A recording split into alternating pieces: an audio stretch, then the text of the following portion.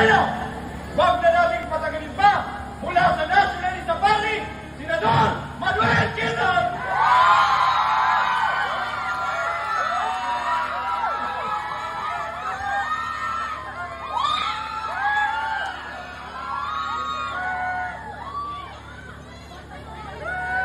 At nandirito rin ang kagalang-galang General Emilio Aguinaldo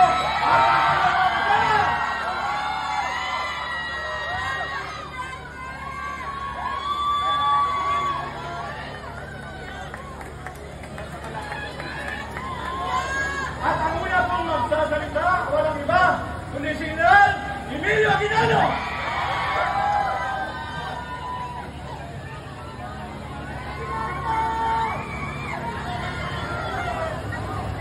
Makinig kayo, mga kababayan ko!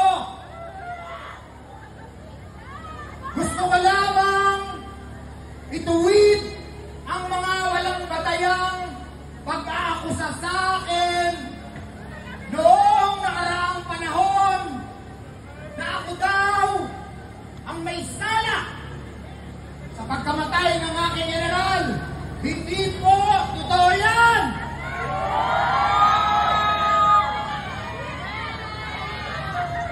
Tahimik at masaya na ako namumuhay bilang retirado kung hindi lamang sa himo ng libo-libong mga Pilipino para ako ay kumandidato. Kahit anong revolusyon, hindi ko gustong maging presidente. Maging si Apolinario Mabini ang nagputyok sa akin na tumakbo. Paano ko tatanggihan ang mamamayang Pilipino? Ayoko na sanang tumayo sa entabladong ito at humarap sa inyo. Kung hindi lamang ang gobyerno ay nagkakandaugaga sa pamumulitika.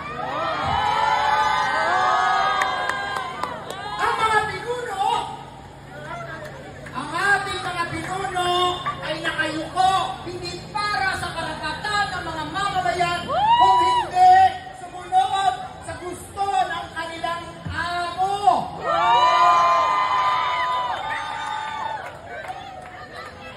Kaya mga kababayan, huwag natin basta kalimutan ang kasaysayan ng ating pagka-Pilipino. Ang kasaysayan ay hindi lamang nasusulat sa pulwagan ng mga may kapangyarihan. Ang kasaysayan ay isinulat magmula sa mga pelikula at ang pelikulang ito ay sumasalamin sa ating pagka-Pilipino sa panahon ng nakaraan at panahon ng kasalukuyan. Mga kababayan ko, maaaring ang iba sa inyo o karamihan sa inyo ay matagal nang hindi pumupunta sa sinihan. Pero ito na ang tamang panahon! Tayo ay nagpili, tayo ay magbalik sa sinihan. Dahil sa Oktubre 15, 2025, ang Quezon ay ipapalabas na. Kailangan niyong magmuni-muni at kailangan niyong matuto sa mga pagkakamali ng mga unang politiko. Dahil sinasabi ko sa inyo, ang ating bansang Pilipinas, napakaraming politiko. Napakarami! Pero, iilan lamang ang tunay na may puso at may pagmamahal sa ating bayan. Kaya ako, si Emilio Aguinaldo, sa Oktubre 15, voto para presidente. Muchas gracias a todos.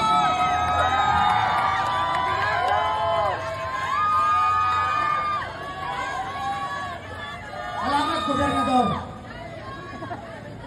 At ang huli magsasalita, ang ating minamahal, Senador Manuel Quezon!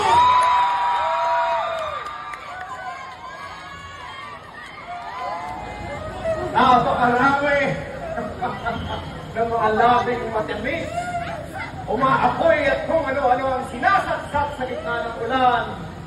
Hinahayaan tayong mabasa upang masabi ang gusto nilang palamok. Tayo ba'y nasa restaurant?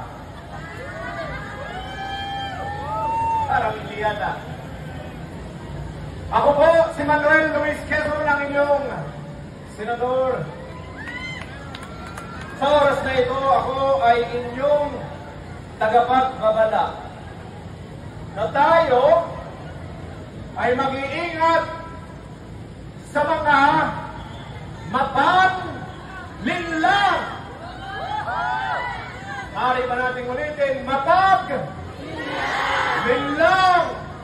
Dahil may mga gustong muling bumalik sa pwesto na dati nating binigyan ng sapat na kapangyarihan. Sapat na kapangyarihan at tayo ay tinakbuhan upang maging mga talunan. Samantalang sila ay humahabol papunta doon sa kayamanan. Tayo ay nasa ibang landas. Pinaulanan natin ng mga papuri. Ano ang binalik? Kasawian ng sambayanan. Tayo ay lumalangoy sa kasinungalingan. Hindi ba?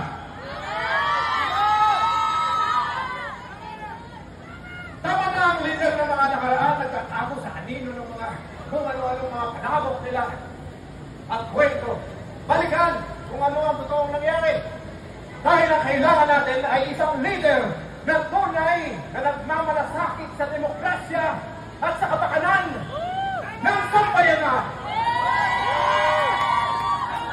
Saksi ang aking asawa sa aking mga pinagsasabi.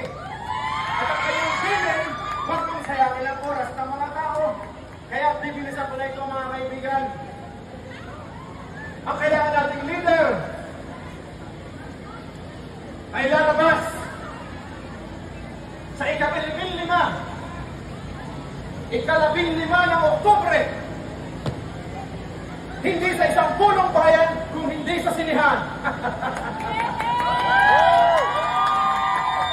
Sa mga sinihan ng SM, saksihan natin ang tunay na mukha ng pamumuno. Ang pamumuno na hindi mapanglinlang, mapagsawalang bahala. Ang magandang pagmumukha ng isang leader. Ang pamagitan na po ako ay nagbibiro lamang. Ngunit, kapag tayo ay nanood ng Quezon sa sinihan, sabay-sabay nating sasariwain ang kasaysayan